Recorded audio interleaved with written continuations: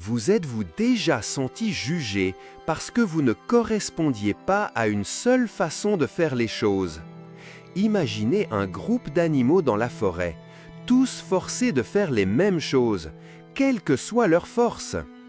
Dans une forêt animée, un groupe d'animaux a commencé à réfléchir à l'avenir. Ils voulaient apprendre de nouvelles choses et travailler ensemble. Les animaux ont formé un conseil et ont décidé de créer une école. Ils voulaient que chaque animal apprenne des compétences importantes. Le conseil a convenu, tout le monde doit apprendre à voler, à grimper aux arbres, à nager et à creuser des terriers, peu importe ce pourquoi ils étaient déjà doués. Les cours ont commencé. L'oiseau planait dans les airs, émerveillant tout le monde avec ses excellentes notes en vol. Mais quand ce fut le moment de creuser, l'oiseau a essayé de toutes ses forces, mais s'est blessé le bec et les ailes encore et encore. En essayant trop fort de creuser, l'esprit de l'oiseau a commencé à s'inquiéter. Bientôt, même en vol, son ancienne confiance s'est évanouie et ses notes ont chuté.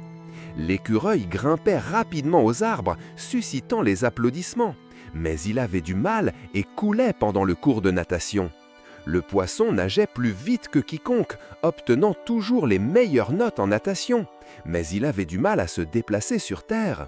Le chien ne voulait pas participer à des cours qu'il trouvait ridicules. Au lieu de cela, il a demandé au conseil d'inclure l'aboiement. Mais ils ont refusé. Le chien a cessé de venir à l'école, se sentant ignoré pour sa compétence particulière, et a commencé à se disputer avec le conseil.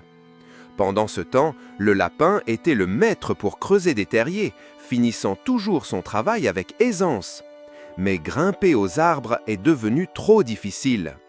Encore et encore, le lapin tombait en essayant de grimper. Il s'est blessé, a perdu son énergie et a même eu du mal à creuser. Avec le temps, chaque animal continuait de lutter dans des domaines pour lesquels il n'était pas fait. Leur morale a chuté. Mais l'anguille, qui n'était excellente en rien, réussissait à se débrouiller dans chaque matière. Le conseil pensait que l'anguille était parfaite. Le conseil était enthousiaste. L'anguille est devenue la meilleure élève et les professeurs se sentaient fiers. Mais les autres animaux étaient silencieux. Personne n'était vraiment heureux. Chaque animal avait perdu certaines de ses meilleures compétences et sa confiance, juste en essayant de s'intégrer. Les animaux ont réalisé qu'être bon dans une chose est spécial. Essayer de tout faire peut nuire à leur morale et à leur joie. Finalement, les animaux ont appris que la véritable éducation consiste à aider chacun à développer ses forces naturelles et non à rendre tout le monde identique. Une véritable éducation permet à chacun de grandir à sa manière.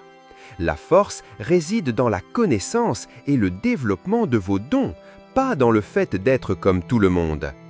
Tout le monde est un génie, mais si vous jugez un poisson sur sa capacité à grimper à un arbre, il passera toute sa vie à croire qu'il est stupide.